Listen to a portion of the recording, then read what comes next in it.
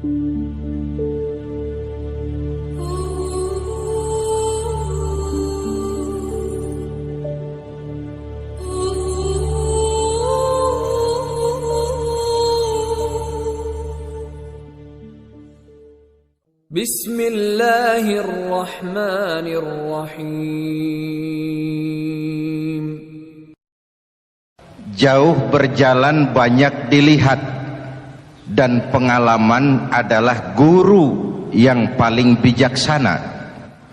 Pantang seorang muslim jatuh 2 kali di tempat yang sama. Hari ini lewat sini jatuh, pantas belum pengalaman. Besok lewat situ lagi jatuh lagi, goblok amat. Si amat saja tidak goblok. Kita mau bicara keagungan Ramadan yang ditandai 3 hal.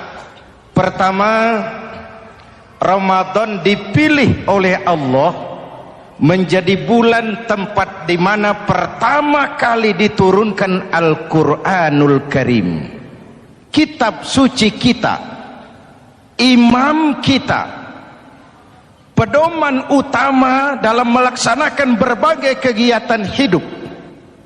Pertama, ia berisi akidah yang tujuannya menyelamatkan manusia dari ketergantungan kepada benda, menyelamatkan manusia dari kemusyrikan, baik syirik yang jali maupun syirik yang khafi.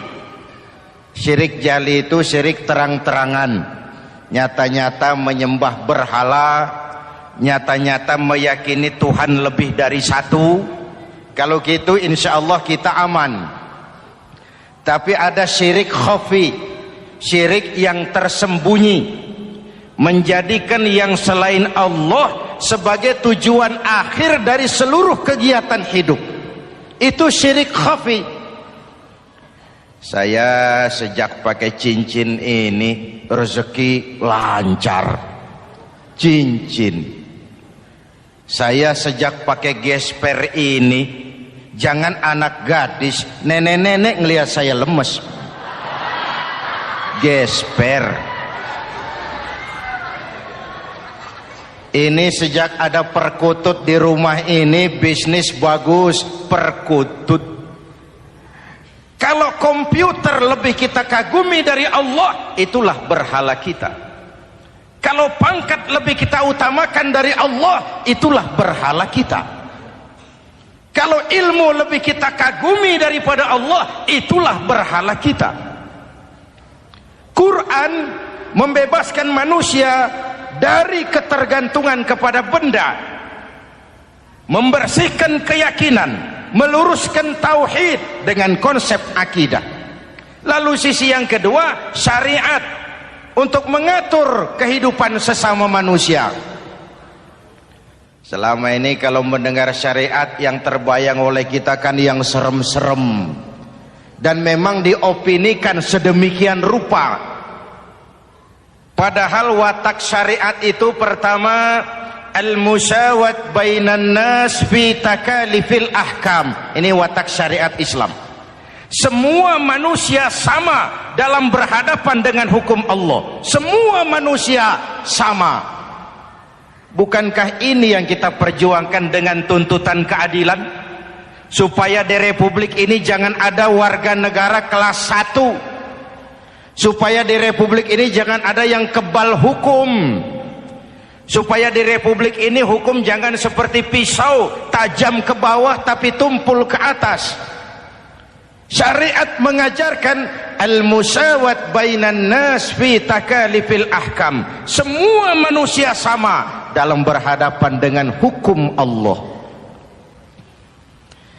Ketika mengajarkan orang beramal, Rasulullah kepada putri kesayangan beliau sendiri berkata, "I'mali ya Fatimah, i'mali fa inni la ughni anki minallahi syai'a." Fatimah, beramal kau. Fatimah, solat. Fatimah, puasa. Fatimah, haji. Kalau kau tidak beramal, aku ayahmu Rasulullah tidak akan sanggup membelamu di akhirat nanti. Inilah watak syariat. Tidak mentang-mentang anak kesayangan lalu ada jaminan, sudah Pak, kamu nggak sholat nggak apa-apa, nanti di akhirat ada papi. Tidak. Semua manusia sama dalam berhadapan dengan hukum. Andai kata Fatimah putri Muhammad mencuri, tidak usah orang lain, Muhammad sendiri yang akan memotong tangannya. Bukankah keadilan macam ini yang kita harapkan? Cuma sayang, selama ini banyak kita mengenal Islam seperti orang buta kenal gajah. Ada 3 orang buta dilepas ke kebun binatang, disuruh kenal gajah. Saya yakin laporannya lain-lain. Orang buta pertama bilang, Pak, gajah tipis lebar kayak kipas. Kenapa? Dia baru pegang telinganya. Orang buta kedua ngotot, goblok itu Pak. Yang betul saya, gajah kecil panjang kayak ular. Kenapa? Yang dia pegang ekornya. Orang buta ketiga lebih marah, dua-duanya tolol Pak. Yang betul itu saya, gajah tinggi besar seperti pohon kelapa. Karena yang dia pegang kakinya. Beginilah kita mengenal Islam. Seperti orang buta kenal gajah, frame of reference, kacamata pandangannya tidak total. Baru kenal kaki gajah sudah sok tahu gajah. Baru kenal telinga gajah sudah sok kenal gajah. Kemana-mana pidato, saudara-saudara, gajah tipis lebar kayak kipas. Buat orang yang belum kenal gajah, dia menyesatkan. Buat orang yang sudah tahu gajah, senyum di kolom. Oh, kau baru kenal kupingnya kok. Begitulah kadang-kadang kita baca Quran, ayatnya yang keras. Kesannya Islam itu sangar, Islam itu sadis, Islam itu perang. Di sisi lain ada yang adem, sejuk, lalu lahir generasi feminim. Buat saya yang terpenting semua kita perlu. Rasul mengajarkan, la takun ratban fatuksara wala yabisan fatuksara. Jangan lemah nanti kau diinjak orang, tapi jangan keras nanti kau dipatahkan orang. Hadirin yang saya hormati, lalu syariat juga punya at-tadrij fit tasri, tahapan dalam melaksanakan syariat. Oleh karena itu Ramadan yang keagungannya ditandai dengan turunnya Al-Quran harus jadi momentum kembalinya kita kepada Al-Quran. Quran itu imam, kita ini makmum. Saya mau tanya, imam ikut makmum apa makmum ikut imam? Makmum ikut imam apa imam ikut makmum? Makmum ikut imam. Kalau Quran imam dan kita makmum, kita ikut Quran, jangan Quran diminta ikut kita. Imam ruku, kita ruku, imam sujud, kita sujud, imam i'tidal, kita i'tidal. Ke barat kata Quran, ke barat kita berangkat, ke timur kata Quran, ke timur kita menuju. Halal kata Quran, ambil, haram menurut Quran, tinggalkan. Kalau dia imam dan kita adalah makmum, mari berimam kepada Al-Quranul Karim. Yang kedua, keagungan Ramadan ditandai dengan perintah melaksanakan ibadah puasa. Para ulama menyebut puasa itu ibadah sirriyah, ibadah rahasia, ibadah abstrak. Tidak ada unsur sugesti. Kalau kita sholat, orang lihat. Kita sedekah, orang tahu. Kita pergi haji, satu kampung nganter. Kita puasa, cuma kita dan Allah. Pura-pura sholat, ketahuan Pak. Pura-pura sedekah, nggak bisa dong apa yang disedekahin. Pura-pura haji, kemana perginya? Tapi pura-pura puasa, gampang. Keluar rumah, bibir lap yang kering, jalan lemesin dikit, ada angin miring, lemes amat puasa. Sirriyah, abstrak. Ibadah lain bisa dinilai, wah itu teman kita sodakohnya berani ya. Kok tahu kamu? kelihatan dari jumlahnya. Itu sholatnya khusyuk ya. Kok ngerti kamu? Kelihatan dari geraknya. Tetangga sebelah itu rasa-rasanya hajinya mabrur ya. Kok ngerti kamu? Kelihatan dari tingkah lakunya setelah pulang haji. Kalau yang sebelah lagi itu haji tomat. Di Mekah tobat sampai kampung kumat. Ibadah lain kelihatan bisa dinilai, tapi puasa tidak bisa dinilai. Belum pernah saya dengar orang bilang, teman kita puasanya mantap betul ya. Kok tahu kamu? Beludah terus. Nggak ada hubungannya. Oleh karena puasa ibadah sirri, ibadah abstrak, maka yang terbentuk dari ibadah ini pertama keikhlasan. Ini sikap hidup yang paling penting. Orang lain mau puji atau tidak bukan soal. Orang lain mau dengar atau tidak bukan soal. Ini urusan saya dengan Allah. Dari ibadah sirri seperti ini terbentuk keikhlasan, dan itu penting. Penyakit yang namanya stres lalu menjadi stroke itu umumnya karena orang kehilangan keikhlasan. Tetangga sebelahnya beli TV, dia demam. Panas dingin. Temannya naik jabatan, dia masuk rumah sakit. Temannya beli rumah, dia mati. Disiksa oleh perasaannya sendiri. Marilah hidup dengan ikhlas. Beramal ikhlas. Saya menyantuni yatim bukan karena disorot TV, bukan karena masuk majalah, bukan karena dimuat koran, karena Allah. Berpakaian ikhlas. Saya berpakaian ini karena perintah Allah menutup aurat, bukan karena tuntutan Ramadan. Kalau cuma tuntutan Ramadan, Ramadan saja bagus busana muslim. Selesai Ramadan kembali pusar merajalela. Menerima jabatan ikhlas, ini amanah dari Allah. Jabatan adalah alat untuk mengabdi, bukan cuma alat yang melahirkan kekuasaan dan fasilitas. Kalau kekuasaan dianggap sebagai fasilitas dan kekuasaan, maka yang lahir tentu akhirnya maling-maling baru, yang lahir rampok-rampok baru, yang dikuras ya harta negara. Hadirin yang saya hormati, ikhlas menerima jabatan dengan keyakinan ini amanah Allah, amanah akan dimintakan pertanggungan jawab. Ini alat untuk berbuat baik, ini alat untuk mengabdi. Kalau cuma digambarkan kekuasaan jabatan sebagai kekuasaan dan fasilitas, itu yang lalu banyak melahirkan rampok-rampok baru. Betul? Iya, kalau jabatan kan gajiannya jelas. Menteri gajinya jelas. Anggota DPR gajinya jelas. Presiden, wakil presiden gajinya jelas.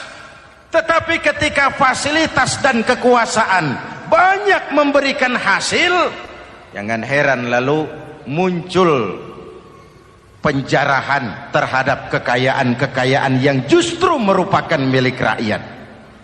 Ikhlas dalam menerima jabatan, ikhlas dalam berbuat, ikhlas dalam beramal. Lalu yang kedua, jujur. Tadi siang saudara sholat zuhur apa tidak? Sholat. Yang sholat? Ya enggak, ya enggak. Sebelum sholat zuhur kan saudara berwudu. Waktu berwudu kan saudara berkemur, memasukkan air ke mulut.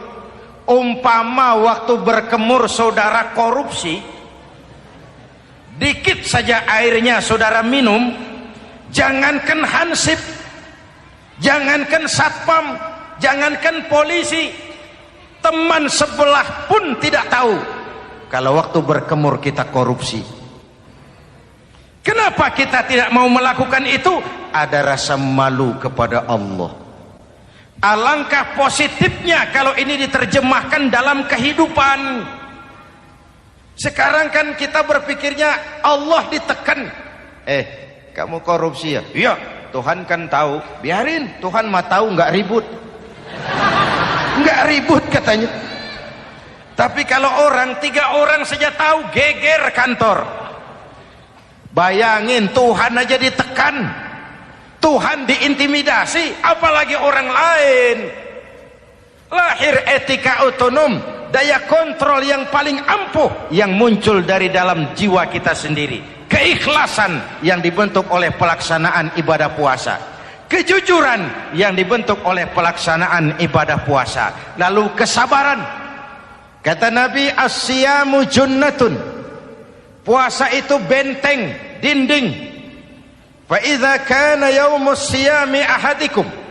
Kalau salah seorang kamu tengah berpuasa, fala yarfus, jangan berkata kotor, wala yafsuk, jangan berkata keji. Wa in sabahu ahadun au qatalahu falyaqul inni shaim, inni shaim. Kalau ada orang mencaci maki dia, bahkan mengajak dia berkelahi yang menurut ukuran dia mesti menang, tapi karena puasa, maaf, saya bukan gak berani sama kamu, saya sedang puasa. Kalau mau berkelahi juga ntar aja habis buka, segeran dikit berantemnya. Inni shaim, maaf saya sedang berpuasa. Itu merupakan benteng. Orang itu kan kalau lagi puasa kondisi lapar, haus, temperamen kan tinggi. Sedikit tersinggung temperatur naik, sama marah gampang. Kalau waktu begitu dia bisa sabar, ketika kenyang sudah nggak ada masalah. Sabar baik dalam taat kepada Allah, sabar dalam melaksanakan perintahnya, sabar dalam meninggalkan larangannya, dan sabar di dalam menghadapi musibah, kesulitan-kesulitan dalam kehidupan kita. Hadirin, kalau ibadah berpuasa kita baik, kita yang malam ini pasti bukan kita 20 hari yang lalu. Kita yang malam ini, kita yang sudah ditempa oleh penggojologan Ramadan, ditempa oleh kawah candra di mukanya Ramadan, sehingga membias dalam pembentukan pribadi. Setiap ibadah yang dikerjakan dengan benar pasti punya dampak positif dalam meluruskan moral orang yang melaksanakan ibadah itu sendiri. Jangan sampai terjebak kepada rutinitas ritual. Akhirnya seperti yang sering saya ungkapkan, sholat rajin, maksiat tekun. Baca Quran mau, fitnah orang hobi. Sedekah ya sedekah, tapi nyolongnya lebih gede dari sedekahnya. Sedekahnya cuma untuk ngumpetin korupsinya. Akhirnya jadi lipstik, akhirnya jadi dekorasi. Setiap ibadah yang dikerjakan dengan benar punya dampak positif dalam meluruskan moral dan memperbaiki akhlak orang yang melaksanakan ibadah itu sendiri. Begitulah Ramadan, ada pelaksanaan ibadah puasa. Dan untuk puasa Nabi bersabda, lis-shaimi farhatani, farhatun indal iftar wa farhatun inda liqa'i rabbih. Buat orang yang berpuasa ada 2 kegembiraan yang tidak dimiliki oleh yang tidak melaksanakan puasa. 2 kegembiraan. Pertama, farhatun indal iftar, kegembiraan menjelang saat-saat berbuka. Hati itu besar, rasa optimisme, padahal bukanya cuma sama tempe, sama tahu, sama ikan asin. Tapi entah makin dekat maghrib hati makin berbunga, ada kebahagiaan yang tidak bisa diceritakan. Allahumma lakasumtu, ya Allah hari ini saya laksanakan perintahmu, saya lawan rasa nafsu, saya tempuh lapar, haus, saya tunaikan semua ini. Itu kegembiraan yang puasa. Yang kedua, wa farhatun inda liqa'i rabbih, kegembiraan kedua nanti di akhirat pada saat bertemu dengan Allah Subhanahu wa ta'ala. Masuk surga nikmat, bertemu Allah jauh lebih nikmat. Hadirin yang saya hormati, bahkan di surga ada sebuah pintu. yang khusus disiapkan bagi orang-orang yang melaksanakan puasa. Tidak bisa masuk ke pintu itu kecuali orang yang puasa, dan pintu itu disebut pintu Rayyan, Babur Rayyan, pintu Rayyan, yang hanya boleh dimasuki orang-orang yang melaksanakan ibadah puasa. Hadirin, lalu yang berikutnya, ibadah puasa ganjarannya abstrak. Kalau ibadah lain kita bisa lihat itu, sholat berjamaah pahalanya begini, haji kalau mabrur pahalanya begitu, sedekah pahalanya begini. Puasa Allah cuma bilang as-siyamu li wa ana ajzibi, puasa untukku dan aku yang membalasnya. Berapa besar balasan Allah tidak diberitahu. Artinya apa? Kalau saudara kerja, mandor bilang, "Mas, kau kerja sama saya, gajimu sebulan 5 juta." Ketahuan sebulan 5 juta. Kita kan bisa kong kalingkong, ada mandor rajin, tidak ada mandor kendor. Pokoknya jatah 5 juta. Tapi kalau mandor cuma bilang, "Mas, kau kerja sama aku, soal gajimu nanti aku yang atur." Berapa besarnya nggak dikasih tahu. Aturan seperti ini harusnya membuat kita kerja lebih hati-hati. Sebab apa? Mungkin gaji kita sama saja 5 juta kalau kerja biasa-biasa. Mungkin jauh lebih besar kalau pekerjaan memuaskan. Mungkin tidak digaji sama sekali kalau pekerjaan sembarangan. Tidak dijelaskannya gambaran pahala puasa menjadi sugesti untuk melaksanakan ibadah puasa ini dengan sebaik-baiknya. Hadirin yang saya cintai, yang ketiga soal keagungan Ramadan ini. Di dalam bulan Ramadan ada satu malam yang bobotnya khairun min alfi syahrin. Satu malam tapi lebih baik daripada 1000 bulan, yang kita kenal dengan malam Qadar atau Lailatul Qadar. Sementara itu adanya pada sepertiga yang akhir dari bulan Ramadan, terutama di malam-malam ganjil. Di negeri kita lihat terjadi pergeseran nilai. Awal-awal Ramadan, minggu pertama, pasar sepi, masjid ramai, full house, meledak. Betul? Padahal Rasul memberikan contoh, kalau sudah masuk sepertiga yang akhir Ramadan, beliau sing-singkan lengan baju, hamparkan sajadah, lebih banyak di masjid daripada di rumah. Itu baginda Rasul. Sing-singkan lengan baju, hamparkan sajadah, lebih banyak di masjid daripada di rumah. Hadirin yang saya hormati, di situ makna meraih kemenangan. Karena itu lebaran lain dengan Idul Fitri. Lebaran siapa saja boleh ikutan, tapi Idul Fitri milik orang yang melaksanakan ibadah Ramadan dengan baik. Nah, saya kembali kepada Lailatul Qadar. Semua kita, kecil atau besar, sengaja atau tidak, khilaf atau terpaksa, pasti punya yang namanya dosa. Di sini semua yang hadir nih, include saya, apa ada yang tidak punya dosa? Ayo, jujur. Apa ada di antara kita di sini yang nggak punya salah? Apa ada yang nggak punya dosa? Setiap kita, kecil, besar, sedikit, banyak, terlupa, terpaksa, pasti punya salah. Sekarang kalau mau hitung dagang, kita diberi umur 65, 40 tahun penuh dosa, lalu taubat 25 tahun. Menurut neraca hukum dagang belum seimbang. Dosa 40 tahun ditebus taubat 25 tahun. Menurut neraca hukum dagang. Untung Allah tidak dagang-dagangan kepada kita. Di Ramadan ini Allah ngobrol pahala. Di Ramadan ini Allah membuka pintu rahmah yang seluas-luasnya. Sampai-sampai ada hadis qudsi, "Lau amiltumul khataya hatta mala'atis sama thumma nadimtum fataballahu alaikum." Kalaupun kamu berbuat dosa penuh langit dengan dosamu, kemudian kamu menyesal dan bertaubat, Allah pasti akan menerima taubatmu. Hadirin yang saya hormati, inilah momentum Ramadan, saat dimana kita melakukan pemutihan diri.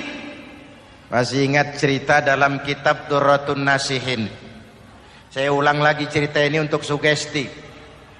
Ada buajingan tengik pernah membunuh 99 orang. Satu saat hidayah datang kepadanya, terniat ingin bertaubat. Dicarinya seorang ustadz, ketemu ustadz kepala ngajar. Ustadz, ya, apa? Saya mau taubat, diterima apa tidak taubat saya? Emangnya dosa kamu apa? Saya pernah membunuh 99 orang, Ustadz. Ustadznya melotot. Wih, banyak amat. Enggak segampang itu nyawa hak prerogatif Allah. Cuma Allah yang berhak ngambil. Membunuh tanpa alasan yang benar, dosa besar. Dosamu kelewat banyak, Mas. Enggak bisa. Dia vonis lebih dulu kayak surga milik bapak moyangnya.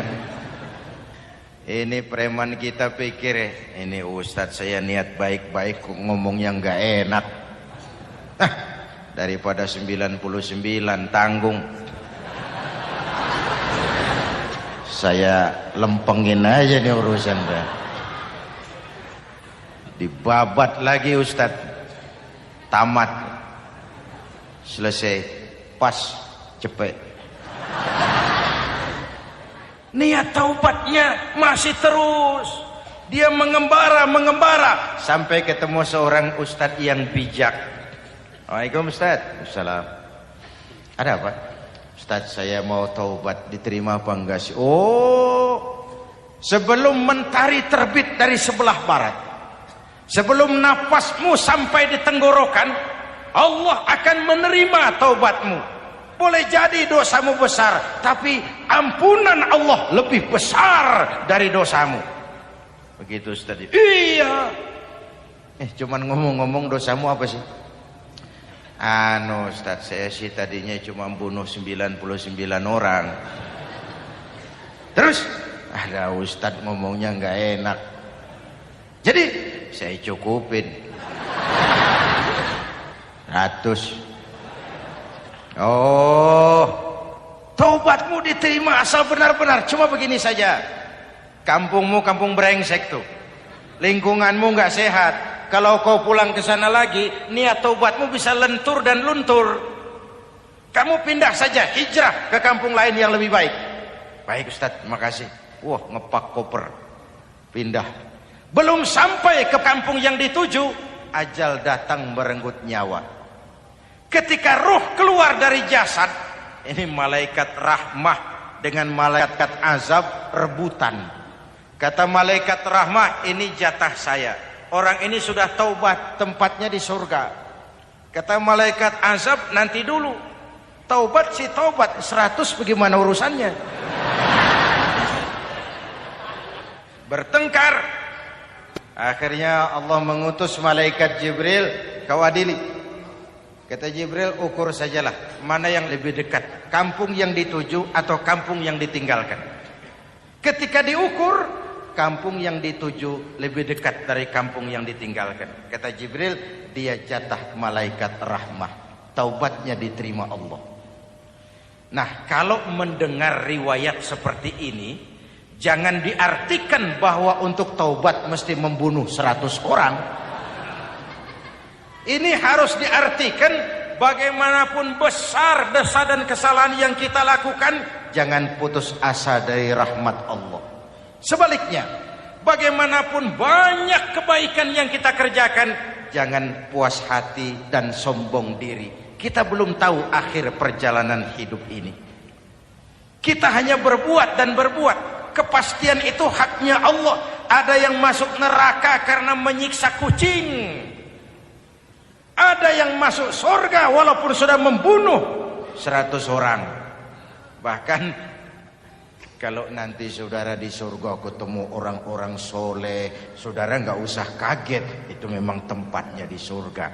Saudara akan kaget nanti kalau di surga ketemu pelacur. Pelacur masuk surga. Penasaran, saudara samperin, Mbak Yu. Ya Mas, sampean ada di sini, apa Allah nggak salah wesel ini? Iya Mas, saya ini ada di surga sini. Padahal waktu di dunia dulu saya ini siapa Mas tahu kan? Mas juga langganan kan waktu itu.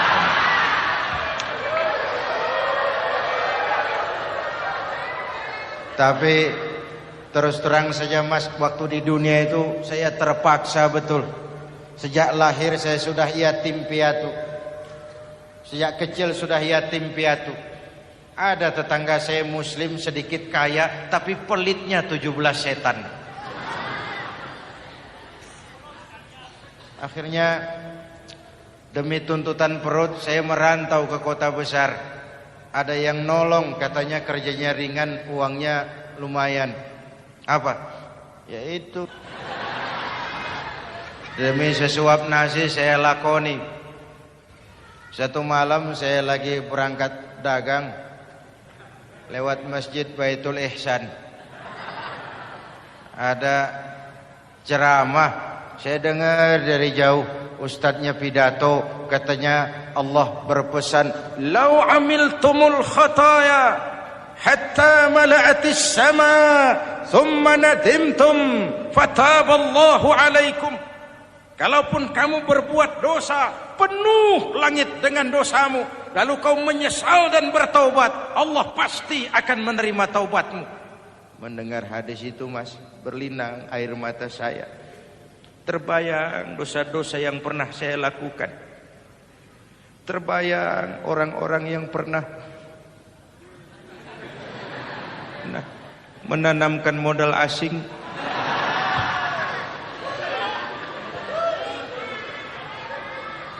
Dikala itu hidayah datang, saya niat taubat pulang kampung Mas, mudik. Lagi ngepak koper mau mudik, tamu datang, saya bilang mulai malam ini saya berhenti dagang. Taubat saya sebenar-benarnya, taubat saya diterima Allah. Walaupun mampir dulu, transit dulu di tempat lain, akhirnya saya sampai juga ke sini. Inilah Ramadan. Orang baik bukan orang yang tidak pernah salah, karena tidak ada orang yang tidak pernah salah. Orang baik kalau dia berbuat salah, dia segera sadar, dijadikannya sebagai pelajaran untuk tidak diulanginya lagi di masa yang akan datang. Maka Nabi berpesan, tuba liman syaghalahu aibuhu an uyubin nas. Beruntung benar orang yang kekurangan dirinya menyebabkan dia sibuk sampai tidak sempat mencari-cari kekurangan orang lain. Tapi celaka benar orang yang terlalu sibuk mencari-cari kekurangan orang lain sampai lupa dengan kekurangan dirinya sendiri. Hadirin, karena itu menurut Al-Imamul Ghazali, Lailatul Qadar itu malam istimewa. Adanya pada sepertiga yang akhir di malam-malam ganjil. 21, 23, 25, 27, 29. Tetapi yang ingin mendapatkan Lailatul Qadar harus berjaga-jaga sejak awal Ramadan. Nggak bisa pakai ilmu ngancem. Wah ini 21 malam nih, nggak keluar-keluar dari masjid. 22 libur, 23 absen lagi. Nggak bisa seperti itu. Ingin mendapatkan Lailatul Qadar harus berjaga-jaga sejak awal Ramadan. 1000 bulan kira-kira 83 tahun. Rata-rata umur orang sekarang kita ini jarang yang sampai 83. Jarang. Kalau menyontoh Rasul jatah kita 63. 63. Hadirin yang saya hormati, sehingga dikatakan itulah fasilitas yang diberikan Allah kepada umat Muhammad ini. Walaupun umurnya relatif pendek, tapi amaliyahnya tidak kalah dengan umat zaman dulu. Benar, Nabi Nuh umurnya 950 tahun. Ibadah umatnya berarti panjang, tetapi mereka tidak ada Lailatul Qadarnya. Benar Nabi Adam umurnya panjang 2000 tahun, umatnya rata-rata sekian, tetapi tidak ada nilai tambah yang diberikan Allah kepada mereka. Kita umat Muhammad ini umur relatif pendek. Kalau nyontoh Nabi 63 tahun, betul. Tapi bayangkan ada Lailatul Qadar yang nilainya khairun min alfi syahrin, lebih baik daripada 1000 bulan, dan 1000 bulan 83 tahun. Kalau 10 tahun berturut-turut memanfaatkan Lailatul Qadar, maka artinya umur kita sudah sama dengan umur umat Nabi Nuh alaihi salam. Kualitas ibadahnya yang saya maksud. Tugas kita memanfaatkan peluang-peluang seperti ini dan mengisinya dengan berbagai kegiatan-kegiatan ibadah. Mumpung Allah menyediakan itu buat kita bersama. Tahun depan nggak ada jaminan kita ketemu Ramadan lagi. Karena itu mumpung senyampang ini diberikan kesempatan memasuki minggu-minggu 10 yang terakhir dari Ramadan, sing-singkan lengan baju, hamparkan sajadah, dan berusaha lebih banyak di masjid daripada di rumah. Hadirin yang saya hormati, dari pembicaraan singkat yang saya sampaikan, Ramadan menjadi agung oleh karena 3 hal. Pertama, ia dipilih menjadi bulan tempat di mana pertama kali diturunkan ayat-ayat suci Al-Quran. Karenanya Ramadan disebut juga sebagai Syahrul Quran, bulan Al-Quran. Karenanya Ramadan juga kita lebih intens memasuki kehidupan Al-Quran sebagai makmum dan kita sebagai imam. Jika Quran adalah imam dan kita adalah makmum, maka konsekuensinya makmum harus ikut imam, bukan imam yang ikut makmum. Yang kedua, keagungan Ramadan ditandai dengan pelaksanaan ibadah puasa. Setiap ibadah yang dikerjakan dengan benar pasti punya dampak dalam memperbaiki moral, meluruskan akhlak orang yang melaksanakan ibadah itu sendiri. Maka bulan suci Ramadan menjadilah kawah candra di muka, menjadi bulan training, bulan latihan. Saya sering ibaratkan, Mike Tyson masuk latihan, keluar latihan, tinjunya makin hebat. Hewitt masuk latihan, keluar latihan, tenisnya makin canggih. Zinedine Zidane masuk latihan, keluar latihan, sepak bolanya makin hebat. Kalau latihan tiap hari, main kalah terus, orang kan ngomong, buat apa latihan? Kita sebulan penuh latihan supaya bulan-bulan sesudah Ramadan nanti kita jangan sampai kalah dalam permainan hidup ini. Hidup ini kan permainan. Ada yang sekarang ini main sebagai pedagang, main sebagai pejabat, main sebagai pengusaha, main sebagai seniman. Hidup ini permainan. Wa mal hadhil hayatud dunya illa lahwun wa la'ib. Ini cuma permainan. Senarionya sudah ditetapkan oleh sang sutradara Allah Azza wa Jalla. Ini permainan saja. Maka bermainlah sesuai dengan aturan main. Karena hidup memang permainan. Tapi jangan main-main. Walaupun ini permainan, bermainlah dengan benar. Jangan main-main. Kalau main-main, kalah. Sepak bola permainan, main-main kalah. Bulu tangkis permainan, main-main kalah. Hidup ini permainan, main dengan benar, main sesuai dengan aturan main, main-main kalah.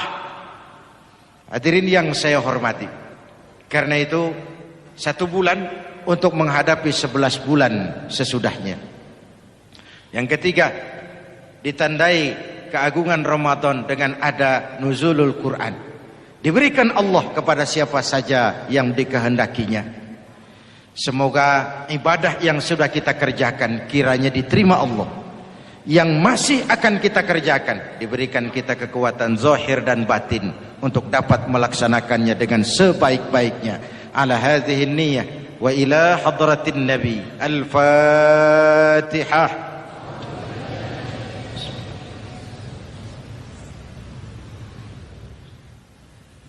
Bismillahirrahmanirrahim.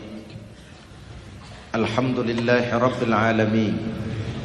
Allahumma salli wa sallim mubarak ala sayyidina Muhammadin wa ala alihi wa sahbihi ajma'in.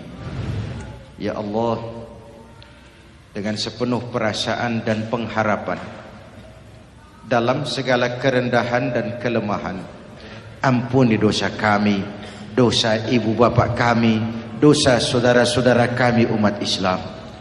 Kalau selama ini lebih banyak lalai kami dari ingat kami, lebih banyak keluhan kami dari syukur kami, lebih banyak marah kami dari sabar kami, tunjuki kami jalan-Mu yang lurus, yang apabila kami berpijak di atasnya, tidaklah kami akan tersesat buat selamanya. Ya Allah, karuniakan kepada kami rakyat dan bangsa Indonesia pemimpin-pemimpin yang takut kepadamu dan sayang kepada kami. Berikan mereka kekuatan zahir dan batin untuk dapat membawa kami rakyat dan bangsa Indonesia menapak menuju hari esok yang lebih pasti dan lebih baik. Rabbana hab lana min azwajina wa dhurriyyatina qurrata a'yun waj'alna lil muttaqina imama. Rabbana atina fid dunya hasanah wa fil akhirati hasanatan wa qina adzaban nar. Rabbana taqabbal minna salatana wa siyamana wa qiyamana wa takhashu'ana wa ta'abbudana wa tammim taqsirana ya arhamar rahimin. Rabbana ja'alna minas su'ada'il maqbulin wa la taj'alna ya Allah minal asqiya'il mardudin. Afdalu ma qultuhu ana wan nabiyyuna min qabli la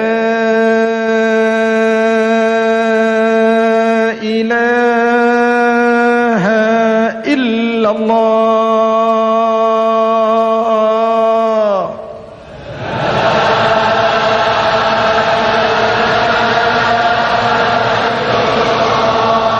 La ilaha illallah.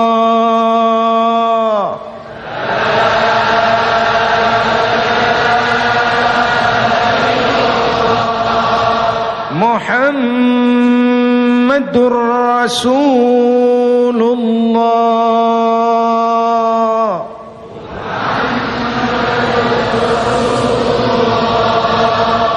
Sallallahu alaihi wa alihi wasallam. Kalimatu haqqin 'alaiha nahya wa 'alaiha namut wa 'alaiha wa biha nub'atsu insyaallah minal aminin minal aminin minal aminin rahmatika ya arhamar rahimin. Sallallahu ala sayyidina Muhammad wa ala alihi wa sahbihi ajma'in. Subhana rabbika rabbil izzati amma yasifun. Salamun alal mursalin walhamdulillah rabbil alamin. Wassalamualaikum warahmatullahi wabarakatuh.